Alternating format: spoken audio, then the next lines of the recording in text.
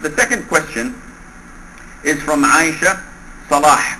And she says, I'm debating with my husband about the above issue. What's the Islamic judgment about killing non-Muslim people because of offending the Prophet ﷺ?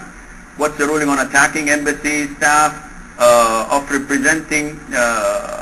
for representing the USA, which allows YouTube to broadcast offending videos about the Prophet ﷺ? First of all, we have to know that you cannot be a Muslim without having the compassion, the affection to protect and defend the Prophet ﷺ from any negative or anything that is not suitable to be said against him ﷺ.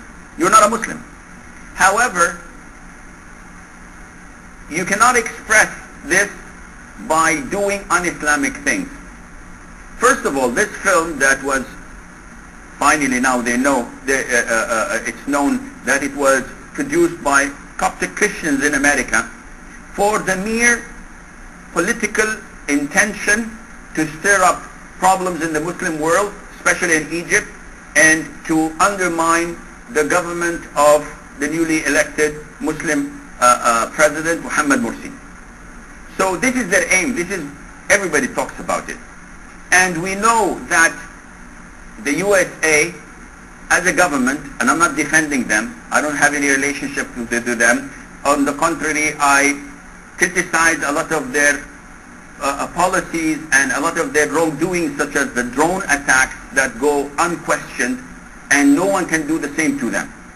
They have the upper power and they have the ultimate supreme power to do whatever they like unquestioned. No one agrees with this. No one agrees with their military missions and their war against Muslim countries. Nobody agrees to that. However, we are told in the Quran to be just and fair. So the US government has nothing to do with it. Now imagine if a group of Saudis did a movie criticizing or ridiculing or talking negatively about the Coptic Christians in Egypt. Now, is it fair to say that all Saudis are involved and we have to kill them and we have to burn their embassies and we have to do this and that? They are people who are unknown. We don't know anything of them. Likewise with this film. And let's assume that this film, though it's there and existing, does this harm our Prophet ﷺ by any chance? Akhi, Allah Azza wa Jal has exalted the name of the Prophet ﷺ. وَرَفَعْنَا لَكَ ذِكْرَكَ. We have exalted your mentioning everywhere in the world. Not a minute passes without the name of the Prophet ﷺ is mentioned with the name of Allah throughout the adhan, the call for prayer, throughout the whole entire universe, even in Alaska. There is people who are Muslim and they're calling the adhan and mentioning the name of the Prophet ﷺ. So, no matter what they do, his name is exalted. His name is high. His mentioning is above all. Not only that, the more they criticize the Prophet ﷺ, the more people are invited to study his biography, his seerah, and to know what his life was like, and to see the effect of his da'wah, the effect of his call and message upon the whole of this universe. So, it's not going to stop. It started long ago when the kafir were there, when the hypocrites were there. They tarnished his reputation. They slandered his wife at his time. Yet he did not order anyone to be killed. Now look at what the people are doing in Libya and in Egypt and in everywhere, thinking that they're defending the Prophet ﷺ. By Allah, they're not defending the Prophet ﷺ.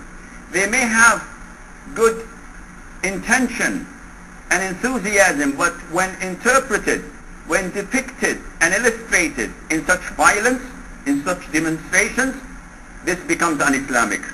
And they will say, we initially wanted to have a peaceful demonstration. Peaceful demonstration is not part of Islam. If you get 100,000 peaceful demonstrators protesting and just marching in the streets, it needs only 10 of the hooligans, of the hypocrites, to infiltrate them and do acts of violence, and it ends up bloody and messy. Is this what Islam calls for? No. So one says, how can we defend the Prophet ﷺ? The Prophet doesn't need your defense. When Ammar ibn Yasir, may Allah be pleased with him, and with his mother and father, the companion of the Prophet ﷺ, came once to the Prophet crying. And the Prophet said, what happened? He said, the idol worshippers kept on torturing me until I cursed you and said bad things about you. And he's crying and weeping. So the Prophet asked him one question, how do you find your heart? And Ammar said, by Allah, I find it resting with Iman and steadfast on my belief on Islam. The Prophet told him, ﷺ, if they go back to torturing you, go back to talking negatively and saying bad things about me. So the Prophet ﷺ allowed Ammar to do this. Now, if you analyze this logically, one or two people producing such a filthy and worthless clip, and by the way, it was launched in July, not in the end of September, but it is politically motivated. A handful of people who did something like this, 2 months, and it had like 5 or 6 hits on YouTube. All of a sudden, when you do these protests and when you demonstrate and you do this killing and violence, it has millions of hits. Who's advocating it? Who's marketing it?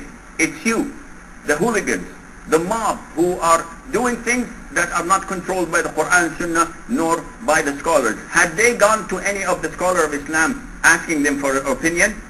No, they did not. Why? Because they consider these mobs, these hooligans, they are Khawarij, probably, or they're ignorant. They consider the scholars to be petrodollar scholars, as they call us. Why? Because they don't say what the people want to hear. And the scholars, like Sheikh Assim Al Hakeem explains and describes, are 3 types. A scholar of the country, of the government. He says what the government wants to hear. And a scholar of the ummah, in the sense that whatever the majority wants to hear from the people, he has no problem in saying halal or haram. And none of those are real scholars. And the third type is the scholar of al-millah, of the religion, who says what pleases Allah and no one else but Allah Azza wa Jal. So I tell Sister Aisha Salah that what had happened is unfortunate, it is un-Islamic, it has to be condemned without any questioning, as we condemn the producers of this clip and those who collaborate with them and those who allow it to be published, like YouTube. YouTube is a kafir form of organization or corporation. They care less about our religion. They say that this is freedom of speech, and all those who advocate and defend this clip, they say that it is freedom of speech. Well, I'll give you a piece of my mind. Are you okay as freedom of speech if I make a film about the Holocaust saying that it's a myth and not a single Jew died? Or, furthermore, if I say that it was a good thing and bad for Hitler that he did not complete the job, this is freedom of speech. I'm speaking my mind. How would you feel if I speak up my mind and say that this terrorist attack or this killing or this assassination is legitimate in Islam, for example, and nothing is legitimate as such, but I'm hypothetically asking, is this freedom of speech allowed in your country? You would say no. If you don't have any honor or any dignity, to the extent that if someone curses Jesus Christ, who you believe in, and you have no problem, freedom of speech. If someone criticizes your mother or slanders your mother or your sister or your wife, you have no problem with that, it's freedom of speech. If you have no dignity, Muslims do. And they highly respect their Prophet ﷺ. So I ask those who allow these actions to take place to reconsider. And to the Muslims, how to protect your reputation of the Prophet ﷺ, you should highlight his biography in Seerah. publish books, make TV programs, enlighten people with his beautiful work and his beautiful religion. And this is being done by a lot of the Islamic centers worldwide, alhamdulillah. If you see that they are consistent in doing such acts, you may hurt them or you may hit them where it hurts most, and that is the economy. So don't go to their country. Don't spend your dollars there. Take away your children and put them in other countries where they can get a suitable and good education, whether it's university or whatever. Boycott their products. There are other alternatives. And make this public to everyone. I'm not going to buy this or that because it is originating from that country that is insulting our Prophet ﷺ. And this should not be on the individual level. It should be also on the level of the governments, if the governments are abiding by the rule of Allah Azza wa Jal and they're trying to defend the reputation of the Prophet alayhi as-salatu was-salam.